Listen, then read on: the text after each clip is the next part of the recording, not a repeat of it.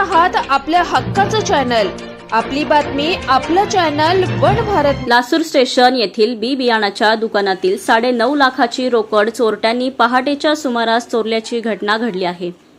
या संदर्भात मिळालेली माहिती अशी की लासूर स्टेशन येथील नागपूर मुंबई महामार्गाजवळ अभयकुमार इंदरचंद मुथा या नावाने खते आणि बी बियाणाची दुकानं आहेत। सायंकाळी सर्व व्यवहार आटोपून घरी गेले होते। व्यवहारातील जवळपास 9.5 लाखाची रक्कम त्यांनी गल्ल्यातच ठेवली होती। पहाटे 4 वाजेच्या सुमारास एका चोरट्याने पाठीमागील बाथरूमच्या वरील लोखंडी जाळी तोडून आत प्रवेश केला आणि गल्ल्यात ठेवलेली 9.5 लाखाची रोकड घेऊन तो पसार झाला। सकाळी मुथा यांचा मुलगा रोहित याने दुकान चालू करण्यासाठी शटर उघडले तर काउंटरवर चिल्लर पैसे, डायरेक्ट आणि सामान इतरत्र पसरलेले दिसले। त्यांनी पाहणी केली असता गल्ल्यातील रोकड लंपास झाल्याचे त्यांना समजले। त्यांनी तात्काळ पोलिसांना फोन करून माहिती दिली। माहिती मिळताच पोलीस निरीक्षक सलीम चाऊस, पोलीस उपनिरीक्षक गणेश काळे, अक्रम पटेल सर्वांनी घटनास्थळी भेट देऊन पाहणी केली।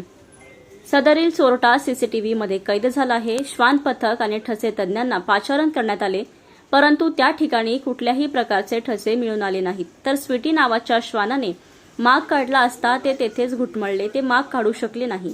दुकान मालक रोहित अभयकुमार मुथा यांच्या तक्रारीवरून शिलेगाव पोलीस ठाण्यात गुन्हा दाखल करण्यात आला असून जवळपास 9.5 लाख रुपये चोरी झाले असल्याचे त्यांनी सांगितले। पुढील तपास शिलेगाव पोलीस करत आहेत।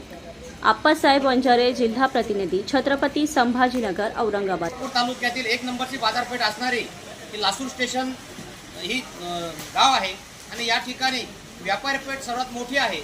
लासूर स्टेशन या ठिकाणी जुना नागपूर मुंबई हायवे या ठिकाणी रात्री 4 वाजेच्या सुमारास या ठिकाणी 9.5 लाखाची रोकड या ठिकाणी चोरट्यांनी नामवलेली आहे।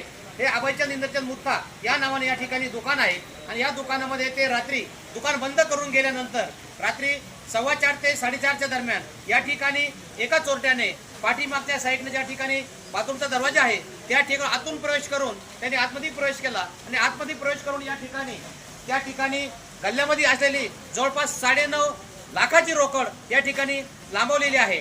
त्यांच्या तक्रारीवरून या ठिकाणी श्वान पथकास पाचारण करण्यात आलं, तसेच तज्ञांनाही पाचारण करण्यात आलं होतं।